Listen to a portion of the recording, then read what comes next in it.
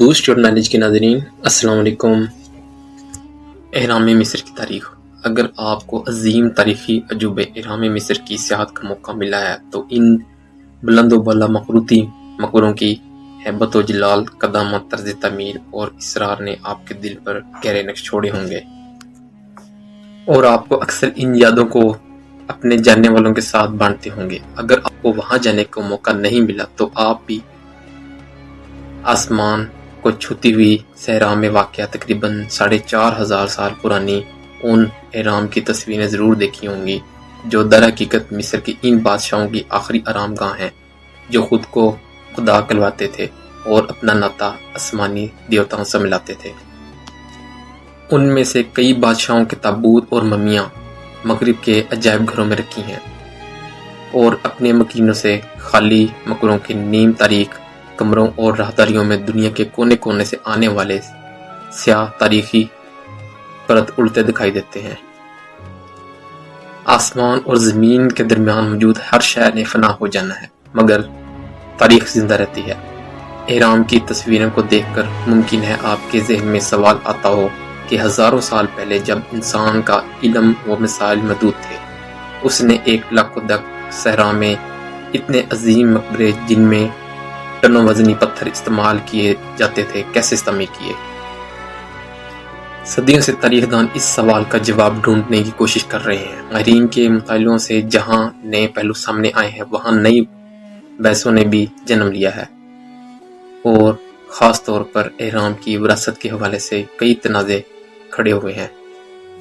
اسرائیلی تاریخ دان یہ دعویٰ کرتے ہیں کہ اہرام کی تعمیر قدیم یہودیوں غلاموں نے کی تھی، چنانچہ دنیا کے 7 عجائب میں شامل ان اہرام کی تاریخ کے حقیقی وارث یہودی ہیں۔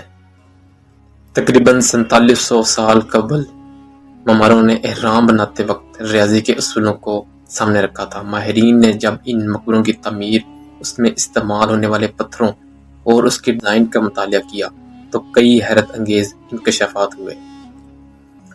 فرعونیوں مصر کا حکمران رہا۔ اس کے عہد میں کسی نے اسے سیڑھیوں کے بجائے سپاٹ دیواروں والے اہرام کا مشورہ دیا، چنانچہ ہموار ڈھلوان والے اہرام کی تعمیر کی گئی۔ سنو فرو کے بعد اس کا بیٹا خوفو فرعون بنا، جس نے 2566 تا 2579 تک مصر پر حکمرانی کی۔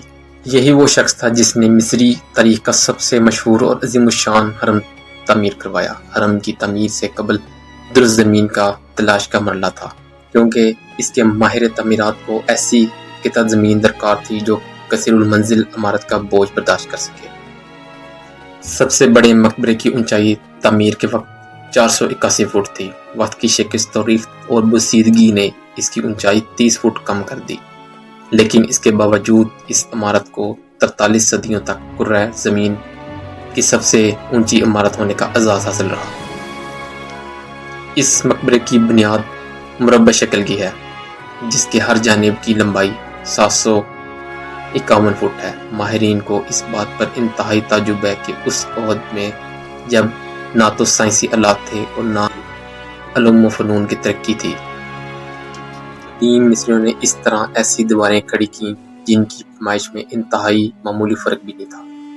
جیسے جیسے عمارت بلند ہوتی ہے، اس کی چوڑائی ایک ترتیب کے ساتھ کم ہوتی چلی جاتی ہے، اور 481 فٹ کی بلندی پر پہنچ کر عمارت کے چاروں کونے ایک نقطے پر مرکوز ہو جاتے ہیں۔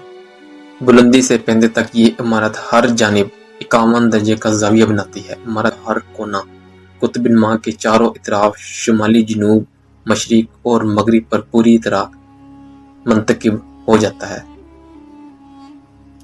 مقبرے کی تعمیر میں تقریباً 20 لاکھ پتھروں کے بلاک استعمال ہوئے۔ پتھر کے ہر بلاک کا وزن 2 ٹن سے زیادہ ہے۔ مقبرے کے اطراف میں مزید اتنے پتھر موجود ہیں کہ ماہرین کا اندازہ ہے کہ اسے مقبرے کے گرد 10 فٹ اونچی 4 دیواری بنائی جا سکتی ہے۔ مقبرے کے شمالی جانب داخلی دروازہ ہے۔ مقبرے کے اندر بے شمار راہداریاں اور کمرے ہیں۔ عمارت کے مرکز میں بادشاہ کا کمرہ ہے، جس میں سرخ پتھر کا چبوترا ہے۔ مرکزی کمرے کے داخلی رستے پر ایک خاص انداز کے نوکیلے پتھر استعمال کیے گئے ہیں، اور انہیں اس مہارت سے جوڑا گیا ہے کہ جوڑ کے اندر کاغذ کا پرزہ بھی داخل نہیں ہو سکتا۔ قاہرہ کے نزدیک صحرا میں واقع یہ عظیم تاریخی عمارت مصر کی آمدنی کا ایک بہت بڑا ذریعہ ہے۔ ہر سال لاکھوں سیاح اسے دیکھنے اور اسے بنانے والوں کی ہنرمندی کو خراج تحسین پیش کرنے آتے ہیں۔ ایک روایت کے مطابق بادشاہ اپنی تخت نشینی کے ساتھ ہی اپنے حرم کی تعمیر کا آغاز کر دیتا تھا، لیکن یہ عمل اتنا طویل المدت ہوتا تھا کہ اکثر اہرام اپنے مکینوں کی موت کی وجہ سے ادھورے رہ جاتے تھے۔ مصر میں دریافت ہونے والے اکثر اہرام سکارا اور جیزا میں ہیں۔ واضح رہے سکارا پتھروں سے تعمیر کردہ دنیا کے سب سے قدیم عمارتوں کا مرکز ہے۔ یہاں کا سب سے مشہور سیڑھیوں والا ہے۔ 2184 سے 2686 تک حکمران مصری بادشاہوں میں اہرام بہت مقبول رہے۔ بعد میں آنے والوں نے گرچہ اسے اہرام بنائے جو چھوٹے اور دیدہ زیب نہ تھے، مگر اہراموں کی تعمیر کا سلسلہ جاری رہا۔ جدید مصری سلطنت جو 1070 سے 1550 تک قائم رہی، اس میں بڑے بڑے اہراموں کی تعمیر کا رواج رہا۔ مقبروں کی تعمیر کے ساتھ مصری بادشاہوں کے سامنے ان کی حفاظت کا مسئلہ بھی سامنے آیا، کیونکہ یہاں پر صرف ممی ہی نہیں رکھی جاتی تھی بلکہ ضرورت زندگی سے لے کر آسائش و زیبائش اور ہیرے جواہرات تک کی قیمتی اشیاء سے یہ اہرام بھرے دیے جاتے تھے۔ قدیم مصری اہراموں میں نقب زنی آسان نہ تھی، کیونکہ انہیں پتھروں، بھول بھلیوں نما راہداریوں سے محفوظ بنایا جاتا تھا تاکہ مرنے والا یہاں سکون سے ابدی نیند سو سکے۔ اس کے باوجود کوئی بھی مقبرہ نقب زنوں سے محفوظ نہیں رہا۔ پہلے تو چوروں کو مقبرے کی دیوار میں نقب لگانا پڑتی تھی، جس کے لیے بعض اوقات ٹھوس چٹانوں میں سرنگیں کھودنا پڑتی تھی۔ اس کے بعد انہیں مقبروں میں چوروں کے لیے بنائے گئے خفیہ گڑھوں سے بچنا پڑتا تھا۔ یہ کام انتہائی کرہت امیز ہوتا تھا، مگر چوروں کے لیے مقبرے میں صرف قیمتی اشیاء مثلاً مجسمے اور فرنیچر ہی دلچسپی کا باعث نہیں ہوتی تھی، بلکہ وہ ممی کے گرد لپٹی سوتی پٹیاں بھی کھول لیتے تھے۔ جیسے جیسے مقابر کو قیمتی اشیاء سے بھرنے کا رواج بڑھا، ساتھ ہی چوروں کی تعداد بھی بڑھ گئی، تاہم پکڑے جانے کی صورت میں انہیں تشدد امیز موت کا سامنا کرنا پڑتا تھا۔ اہرام کی تعمیر کے متعلق کئی روایات منسوب ہیں۔ کہا جاتا ہے کہ یہ تعمیر انسانی کام نہیں ہے، ان مقبروں کو جنات یا کسی غیبی مخلوق نے بنایا ہے، یا پھر کسی دوسرے سیارے سے آنے والی غیر مرئی قوم نے اس حیرت انگیز تعمیر کو پایہ تکمیل تک پہنچایا تھا۔ تاریخ دانوں اور آثار قدیمہ کے ماہرین کا خیال ہے کہ انہیں بادشاہ کے حکم پر ماہرین نے غلاموں کی مدد سے بنایا۔ ان غلاموں کا تعلق مصری بستیوں سے تھا، جبکہ ہزاروں مزدوروں کو دور دراز علاقوں سے پکڑ کر لایا گیا تھا۔ تعمیر کا یہ سلسلہ کئی برس تک جاری رہا۔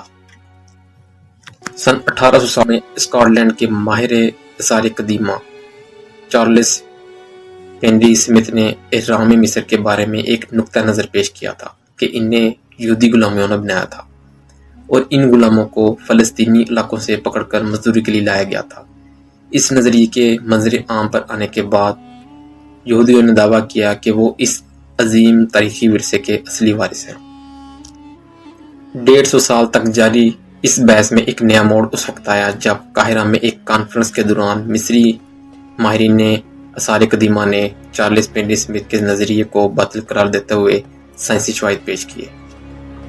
مصری آثار قدیمہ کی سپریم کونسل کے چیئرمین ڈاکٹر زاہی ہویس نے ماہرین کی ایک ٹیم کے ساتھ جدید سائنسی ٹیکنالوجی کی مدد سے مقبرے کے اندر قدیم مصری سلطنت کے چوتھے دور سے تعلق رکھنے والے ایک انسانی ڈھانچے کے مطالعے کے بعد بتایا کہ وہ قدیم مصری باشندہ تھا، نہ کہ اسرائیلی غلام۔ مصری اسکالر ڈاکٹر شعیب کا کہنا ہے کہ اہرام کو تعمیر کرنے والے مزدوروں کا کھوج لگانے کے لیے ہمیں تاریخ کا جائزہ لینا چاہیے، اور تقریباً 4,500 سال قبل اہرام بنانے والے لوگ غلام نہیں تھے، بلکہ دریائے نیل کے کناروں پر آباد قدیم مصری باشندے تھے۔ دریائے نیل میں ہر سال سیلاب آتا تھا اور بستیوں میں رہنے والے لوگ اپنے گھروں اور مال و اسباب سے محروم ہو جاتے تھے۔ مشکل کی اس گھڑی میں بادشاہ انہیں خوراک، رہائش اور زندگی کی دیگر سہولیات فراہم کرتے تھے۔ اہرام کی تعمیر ایک طرح سے بادشاہ سے اپنی عقیدت کا اظہار تھا۔ بادشاہ ان کے لیے دیوتا کا درجہ رکھتا تھا۔